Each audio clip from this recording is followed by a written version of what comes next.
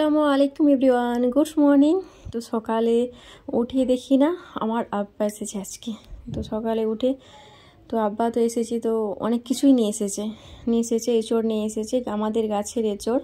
আগের বাড়ি তো মামা বাড়ির গাছের এঁচড় খেয়েছি, এটা হচ্ছে আমাদের গাছের এঁচড়। আর এই যে মাছটা দেখলে, ওই মাছটা হচ্ছে মামা বাড়ির পুকুরের মাছ ধরা হয়েছিল, ওই মাগুর মাছ, তো হাইব্রিড মাগুর ওইগুলো, তো ওইগুলো ধরা হয়েছিল, তো আব্বা নিয়ে এসেছে।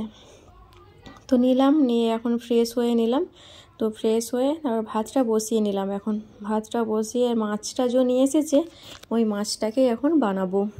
আর মাগুর মাছ দাদা ভাই তো খেতে চায় না অতটা, আর ছেলেরাও মাছ ভাজাটা মানে পছন্দ করে, তো ওরা রান্নাটা অত মানে পছন্দ করে না।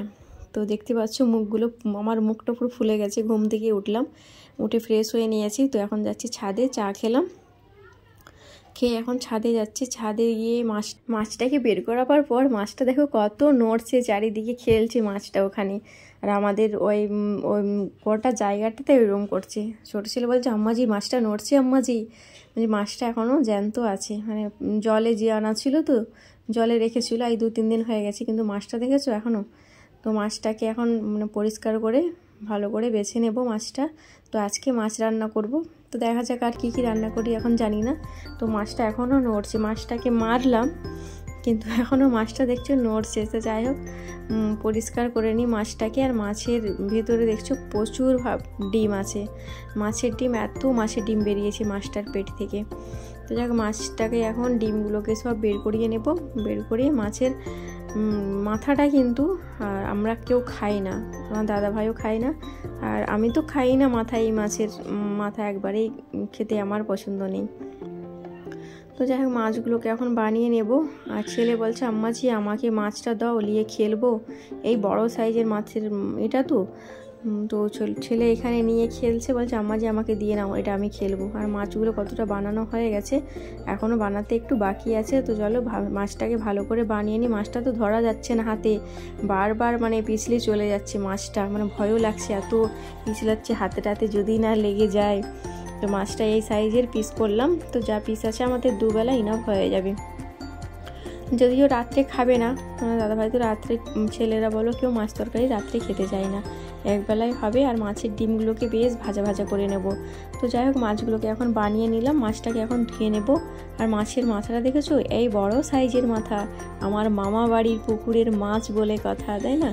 তো ধরেছিল, অনেক ধরেছে, 20 কেজির মতো বিক্রি করেছে, আমার মাকে দিয়েছে এই বড় সাইজের মাছ। তো আমরা তো দুজনা খাবো, তো আমরা ওইখানে বড় আরও বড় ছিল, কিন্তু আমরা এত বড় নিইনি, কেন খাবে কি, আমাদের এত খাবার এনে মাছ তরকারি খেতে এত মানে ভালোবাসে না, তো এই কারণে আর নিলাম না। তো এই মাছটাকে তো বানিয়ে নিয়েছি। এখন এই দিয়ে দেখছো মানে ওপরে জায়গাটা মানে প্লেন না, কিন্তু এখানটায় ঘষে নিচ্ছি। মাছের গায়ে যে মানে হাড়া টাইপের থাকে না, এটা ঘষে নিলে বেশ মানে ভালো হচ্ছে। ভালো করে ওইরকম একটা একটা করে প্রত্যেকটা মাছ ঘষে নিচ্ছি, ঘষে পরিষ্কার করে নিচ্ছি। আর এখানে দেখছো উপরের যে মানে কালো যে চামড়াটাই থাকে না, ওটাকে উঠাচ্ছিলাম কিন্তু পারলাম না। তো যাই হোক, পরিষ্কার করে ধুয়ে নিই। আর এই যে আমি মেহেদি পরেছি, কালকের ভিডিওটা কেউ কিন্তু মিস করবে না, কেননা কালকে আমি কিসের জন্য মেহেদি পরেছি এর আগের ভিডিওতে বলেছিলাম, আমি এত সব মার্কেটিং করলাম কি কারণে। তো আমার আগের ভিডিওতে সব বুঝতে পেরে যাবে। কালকে হচ্ছে বৃহস্পতিবার, কালকে আমার নতুন ভিডিওর সাথে আবার দেখা হচ্ছে।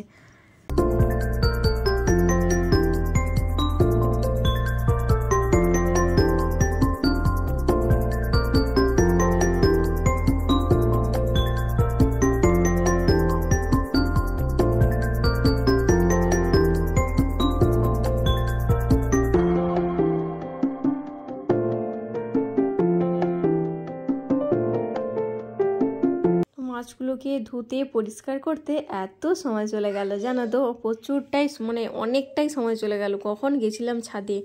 তো যাই হোক, মাছগুলোকে সব পরিষ্কার করে নিলাম, ডলে বেশ মানে সাদা করে নিয়েছি। তো পরিষ্কার করে ধুয়ে এখন নিচে এলাম, একটু লবণ হলুদ আর একটু দিয়েছিলাম সরিষার তেল। তো সরিষার তেল দিলে কি হয়, মানে ফুটফাটটা কম হয়, কিন্তু কোনো কিচ্ছুই মানে কাজ করলো না, এতটাই ফাটছে মাছগুলো, তো এতটাই ফাটছে, বাপরে বাপ, উফ, মানে ভয় লাগছে। তো কি করলাম, সবগুলোকে ঢাকা চাপা দিয়ে দিয়ে মাছগুলোকে ভেজে নিলাম।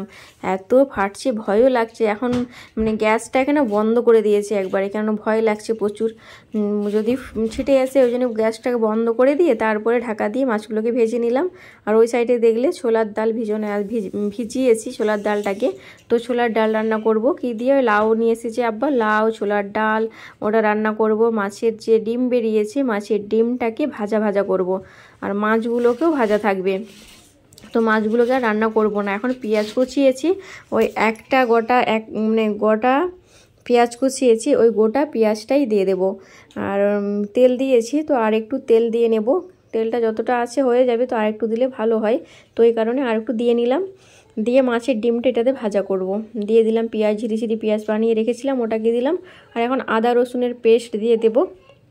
আদা রসুনের পেস্ট দিয়ে তারপরে ওই মাছের ডিমটা যে আছে, মাছের ডিমটাকে দিয়ে দেবো কড়ার মধ্যে, দিয়ে বেশ ভাজা ভাজা করে নেব। ওটাকে মানে বড়া বানাতাম, তো বড়া বানিয়ে রান্না করতাম, কিন্তু ভালো লাগলো না। আর বলছি না, আর ভাজাটাই ভালো লাগবে। বড় মশাইও বললো ভাজা করে নাও, ছেলেরাও বললো ভাজা বানিয়ে নাও, আর রান্না করতে হবে না। তো যাই হোক ভাজাটাই বানিয়ে নিই। সবার যখন একমত ভাজা করতে বললো, তো এদিকে ভাজাটা বসিয়ে দিলাম। আর এই সাইডে কুকারে বসিয়ে দিয়েছি ছোলার ডালটা, কেন ছোলার ডাল যে রান্না করব আগে থেকে প্রেসারে দিয়ে দিয়েছি। কেননা লাউ আর যদি ছোলার ডাল একসাথে দেওয়া হয় না, লাউটা দেখবে সিদ্ধ হয়ে যাবে, আর হচ্ছে গিয়ে ছোলার ডালটা সিদ্ধ হবে না। ছোলার ডালটা সিদ্ধ হতে যদিও সময় লাগে, তো ওই কারণে দিয়েছিলাম, প্রেসারে দিয়ে দিয়েছি। কিছুক্ষণ সিটি মারার পর তারপরে লাউটাকে দিয়েছি। মানে একবারে যে ঘাটা ঘাটা টাইপের, ওই টাইপের লাউটা খেতে ইচ্ছে করে না। তার মধ্যে একটু মানে সিদ্ধ হয়ে যাবে, কিন্তু গোটা গোটা থাকবে লাউগুলো, ওইগুলো খেতে বেশ ভালো লাগে। তো যাই হোক, আর হচ্ছে গিয়ে এখানে দিয়ে দিয়েছি আদা রসুন, যা বললাম মশলাগুলো সব দিয়ে নিয়েছি। মশলাটা কষিয়ে দিয়ে দিলাম মাছের ডিমটাকে। তো মাছের ডিমটাকে ভালো করে ভাজা ভাজা করে নেব। তো এতে জল দেব না, জল দিলে একবারে মানে ভাজাটা একবারে টেস্ট আসবেই না, কেননা মাছের ডিম আর এমনিতেই কেমন একটা এস্টে গন্ধ, তাই না? তো মাছের ডিম জলটা একবারেই দেব না, ওই যে মাছের ডিমে যা সব লাগে ওটা দিয়ে বেশ ভাজা ভাজা করে নেব। আর তোমার দাদাভাইকে খেতে দিয়ে দিয়েছি, ওখানে ছোটো ছেলেও খাচ্ছে, আর তোমাদের দাদাভাইও খাচ্ছে, খেয়েও দোকানে চলে যাবে। তো ওকে একটু দিয়ে নেব। মাছ ভাজাটা হয়ে গেছে, আর মাছের ডিমটাও ভাজা হয়ে গেছে। তো ওকে বললাম একটু খেয়ে দেখো কেমন হচ্ছে, আর মাছ ভাজা দিয়ে খেতে দিয়েছি ভাত।